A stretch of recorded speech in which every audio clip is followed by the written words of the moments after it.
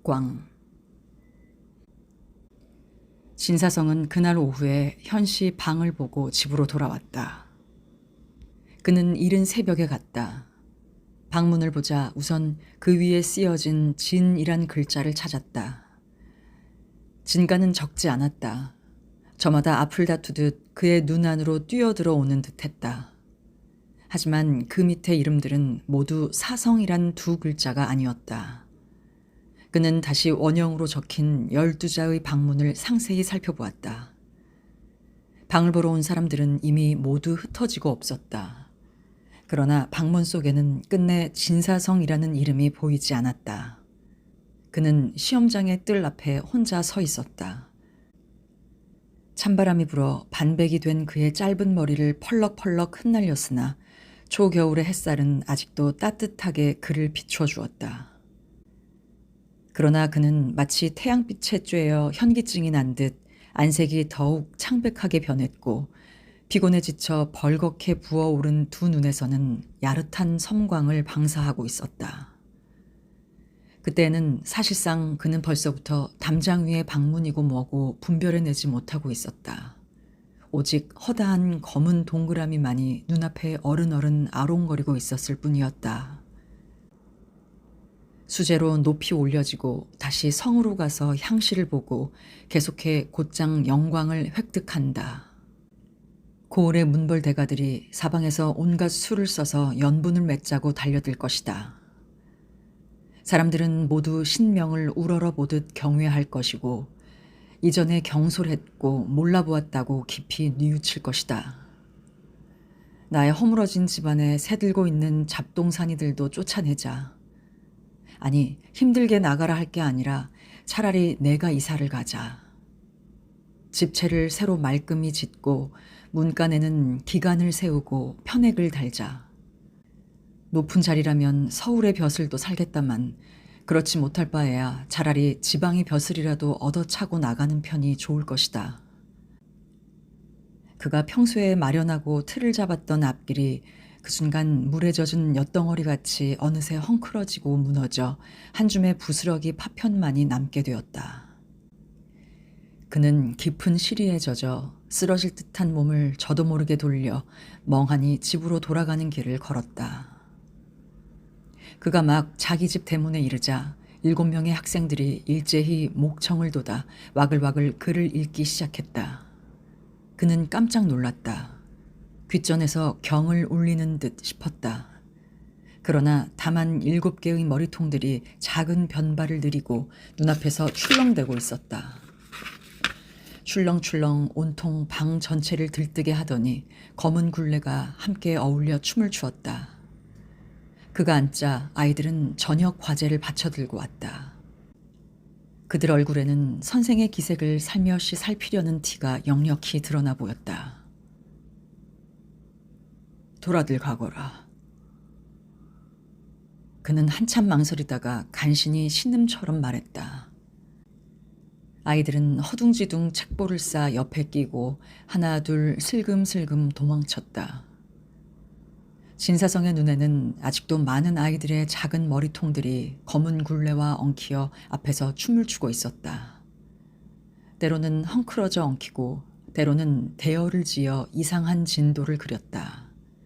그러나 점점 쓰러져 없어지고 마침내 흐리멍텅하게 되었다. 이번에도 끝장났다. 그는 갑자기 큰 충격으로 벌떡 일어났다. 분명히 귓전에 말소리가 들렸다. 머리를 돌려보았으나 전혀 아무도 없었다. 또다시 경을 한바탕 치는 소리가 띵하고 울리는 것 같았다. 그도 입으로 중얼댔다. 이번에도 끝장났다. 그는 갑자기 한 손을 치켜들고 손가락을 꺾어 헤아리며 생각을 더듬었다. 11번, 13번, 금년까지 꼭 16번이었는데 결국 문장을 아는 시험관이 하나도 없었다. 눈은 있어도 보지를 못한다니 이 또한 가련한 일이로구나. 그는 저도 모르게 킬킬대고 웃었다. 그러나 그는 마침내 분통이 터졌다. 대뜸 책 보퉁이 밑바닥에서 베껴 쓴 팔고문과 시첩실을 뽑아들고 밖으로 나갔다. 막 문턱에 가까이 가자 어찌 된 노릇인지 눈앞에 번쩍하더니 환하게 보였다. 한 무리의 닭들마저 자기를 비웃고 있었다. 두근두근 뛰는 가슴을 누를 수가 없어 그대로 움츠러든 채 방 안으로 들어오고 말았다. 그는 다시 앉았다. 눈빛이 유별나게 번뜩번뜩 빛났다. 눈에 허다한 물건들이 들어왔으나 그저 흐리멍텅할 뿐이었다. 헝클어져 무너진 엿덩어리 같은 감정이 그의 면전에 쓰러져 가로누웠다. 그 감정이 다시 계속 부풀어 커지면서 그의 앞길을 단단히 틀어막았다. 다른 집의 부엌 연기는 오래전에 사그라졌다. 사발수저도 씻어 치웠다.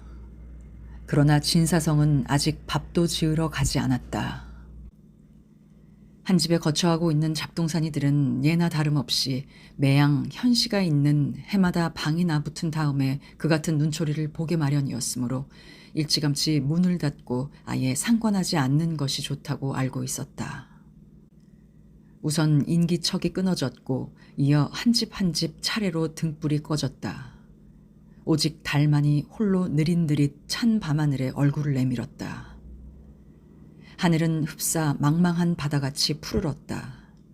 살짝 뜬 구름이 마치 흰 붓을 물에 씻은 듯 길게 번졌다. 달은 진사성에게 차고 냉랭한 광선의 파도를 쏟아내렸다. 당초에는 말쑥하게 쇠거울에 지나지 않는 것 같았으나 점차 그 거울은 이상 야릇하게도 진사성의 온몸을 뚫어 비추고 그의 몸 위에 쇠의 달 그림자를 반영하고 있었다. 그는 여전히 방 밖의 뜰 안을 서성이고 있었다. 시야에 드는 것이 무척 적막했고 사방 주위도 역시 적막했다. 그러나 그 정적은 느닷없이 걷잡을 수 없는 소요로 헝클어져 그의 귓전에 또다시 낮은 음성이 재촉하듯 들려왔다. 좌로 돌고 우로 돌아. 그는 온몸이 오싹했다. 귀를 기울였다. 소리는 더욱 크게 거듭 울렸다. 우로 돌아. 그는 뚜렷이 기억하고 있었다.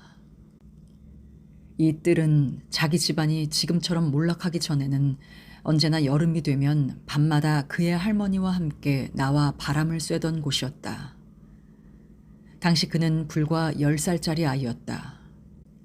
죽탑 위에 누우면 할머니는 그 옆에 앉아 재미있는 옛날 이야기를 들려주곤 했다. 전에 그가 할머니에게 들은 말이지만 진신의 조상은 거부였고 이 집도 바로 조상의 터전이었다. 그 조상이 엄청나게 많은 은을 묻어 놓았는데 후에 보군이 있는 자손에 의해 반드시 발견될 것이다. 하지만 아직까지 발견되지 못했다. 장소에 대해서는 영원히 수수께끼로 감추어지고 말았다. 좌로 돌아 우로 돌고 앞으로 가서 뒤로 가라. 금과 은이 우르르. 말로는 다 표현할 수가 없다. 이 수수께끼에 대해서 진사성은 본래 평소에도 남모르게 점찍어 왔던 것이다. 그러나 유감스럽게도 거의 딱 들어맞을 듯 하다가는 마침내 그 자리에서 빗나가곤 했던 것이다. 한 번은 틀림없이 잡히는 바가 있었다. 그곳은 바로 당시에게 빌려준 집채 밑이라는 것도 알 수 있었다. 그러나 끝내 가서 파헤칠 용기가 없었다. 그러나 얼마 지나서는 다시 아무래도 틀린 것 같은 느낌이 들었다. 자기 집채 안에 몇 군데 파헤친 낡은 자국들은 모두 다 전에 여러 차례 걸쳐 낙방한 후에 신경질적으로 발광을 하던 흔적이었다. 나중에는 제 자신이 보고 창피하고 몹시 부끄럽게 여겼던 것이었다. 그렇거늘 오늘따라 쇠의 광채의 무리가 진사성을 감싸두르고 살며시 부드럽게 권유하는 것이었다. 그가 혹시나 하고 망설이고 주저하자 더욱 괜찮은 것이었다. 그가 혹시나 하고 망설이고 주저하자 더욱 괜찮은 믿을 만한 증거를 대주고는 또다시 은밀히 재촉을 했다. 이에 그는 어쩔 수 없이 다시 자기의 방 안으로 번뜩이는 눈을 돌렸다. 흰 빛은 마치 둥그런 흰 부채 모양 그의 방 속에서 술렁술렁 눈부시게 설레이고 있었다. 아, 역시 결국은 여기였구나. 그는 외치며 사자와 같이 날쌔게 방 안으로 뛰어들었다. 그러나 곧장 안으로 들어섰을 때에는 이미 흰빛은 자취를 감추고 보이지 않았다. 오직 거무술에 낡아빠진 한 칸짜리 방만이 있었고 헐어떨어진 책상은 침침한 어둠 속에 묻혀 있었다. 그는 멈칫하고 섰다. 그리고는 차분한 눈초리로 다시 살펴보았다. 그러자 흰빛이 다시 뚜렷이 피어났다. 전보다도 더욱 넓고 컸다. 유황불보다도 더욱 희멀겋고 새벽 안개보다도 더욱 엷게 번졌다. 더욱이 그것은 동쪽 담에 놓인 책상 밑에서 피어올랐다. 진사성은 사자같이 내달려 뒷문으로 쫓아갔다. 손을 길게 뻗어 곡괭이를 더듬어 찾다가 한 가닥의 시꺼먼 그림자와 맞닥뜨렸다. 그는 까닭 모르게 울컥 겁이 났다. 허겁지겁 등불을 켰다. 곡괭이는 어엿하게 세워져 있었다. 그는 책상을 옮겨놓고 곡괭이로 단숨에 반드시 벽돌바닥의 돌을 넉 장이나 파고 들추어내어 이내 몸을 웅크리고 들여다보았다. 전과 같이 노르스름한 바삭바삭한 모래바닥이었다. 소매를 걷어올리고 손으로 모래를 긁어 헤쳤다. 바로 밑에서 검은 흙이 드러났다. 그는 지극히 조심스레 조용조용히 곡괭이로 한 번 한 번 파내려갔다. 그러나 깊은 밤은 끝없이 고요하고 괴괴했다. 예리한 쇠로 흙을 파는 소리가 매양 남들 보고 들으라는 듯이 육중하게 울려 나왔다.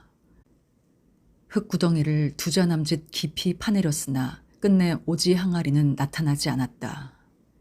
진사성은 속이 탔다. 그 순간 날카로운 소리가 울리며 무언가에 억세게 부딪히는 바람에 손이 아팠다. 곡괭이 끝이 견고한 물체에 맞닥뜨렸다. 그는 곡괭이를 다급히 내던지고 손으로 더듬어 찾았다. 보니 그것은 네모진 큰 벽돌장이었다. 그는 심장이 사납게 뛰었다. 온갖 정신을 집중해서 벽돌장을 파냈다. 밑은 역시 전과 같은 검은 흙이 가득 찼다. 많은 흙을 뒤집어 파헤쳤으나 밑은 끝이 없는 것 같았다. 그러자 갑자기 또다시 딱딱한 작은 물체에 부딪혔다. 동그란 것이었다. 아마 사가서 녹슬은 동전일지도 몰랐다. 그 밖에 몇 조각에 깨어져 부스러진 사기 파편도 있었다. 진사성은 가슴속이 텅 빈 것 같은 느낌이 들었다. 온몸에 땀이 줄줄 흘러내렸다. 다급하고 초조해서 무턱대고 긁고 싶었다. 다시 괴상한 작은 물건에 부닥들여 허공에서 심장이 떨리는 듯했다. 그것은 말굽과 비슷한 것이었다. 그러나 손의 촉각으로도 몹시 버석버석했다. 그는 다시 온갖 정신을 집중해 그 물건을 살살 파 올렸다. 그리고 정중하게 받쳐들고 등불 아래로 가서 자세히 살펴보았다. 그것은 얼룩덜룩 깨지고 부서진 썩은 해골바가지였다. 아직도 삐딱하게 몇 개의 이빨이 붙어 있었다. 그는 아마도 그것이 하악골일 거라고 금방 알아차렸다.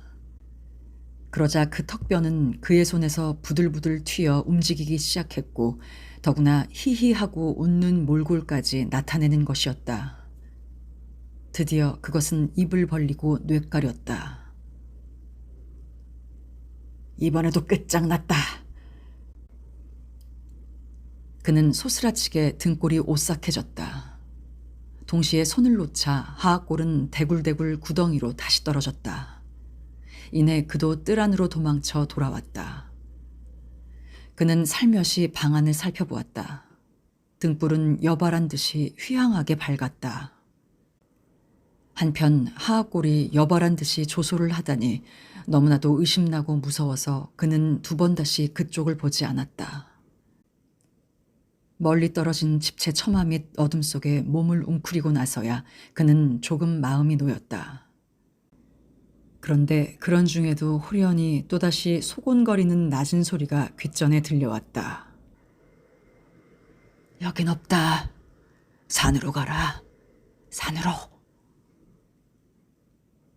진사성은 마치 아까 낮에도 거리에서 누군가가 그렇게 말한 것을 들은 듯 싶었다. 말끝을 듣지 않고서도 벌써 완연하게 깨달았다. 그는 대뜸 얼굴을 들고 하늘을 보았다. 달은 벌써 서고봉 쪽으로 숨어들고 있었다. 성에서 35리나 떨어진 서고봉이 바로 눈앞에 홀 모양 거무튀튀하게 우뚝 솟아 있을 거란 생각을 그가 먼 발치에서 하기만 해도 당장의 흰 빛이 자기 주위에서 넘치도록 크고 번뜩번뜩 눈부시게 방출되어 퍼졌다. 더군다나 그 흰 빛은 멀고 멀면서도 바로 눈앞에 있는 것이었다. 맞아. 산으로 가자. 그는 굳게 생각을 다지고 처절한 마음으로 다급히 서둘러 나갔다.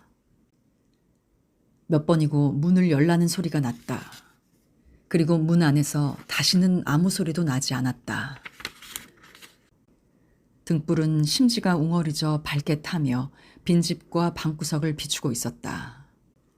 심지는 빠지직거리며 몇 번이고 소리를 내고 불꽃을 튕기더니 마침내는 점점 오므라들어 사라지고 말았다. 나머지 기름마저 이미 타 없어진 것이었다. 성문을 여시오!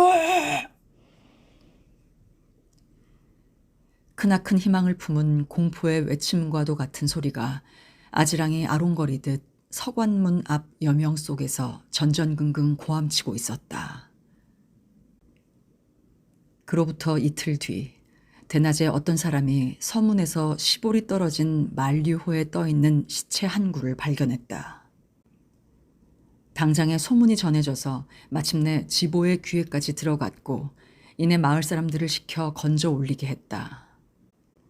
그것은 남자의 시신이었고 50살을 넘은 몸집은 중치에 얼굴이 희고 수염이 없는 사람이었다. 온몸에는 옷자락이 하나도 입혀져 있지 않았다. 어떤 사람은 틀림없이 진사성일 거라고 했다. 그러나 이웃 사람들은 가서 보기를 귀찮아했고 또한 시체를 확인하고 맡아줄 친척도 없고 해서 현 위원들의 조사가 끝나자 지보에게 매장시키게 했다. 사인에 대해서는 전혀 하등에 문제될 점이 없었다. 시체의 옷가지를 벗겨가는 일은 본시 흔히 있는 일이라 그것이 타살이라고 의심할 수는 없었다. 그는 틀림없이 물속에서 살아나오고자 허우적거렸음이 분명하다. 10개의 손톱 속에 온통 물 밑바닥에 진흙이 잔뜩 박혀 있었기 때문이다. 1922년 6월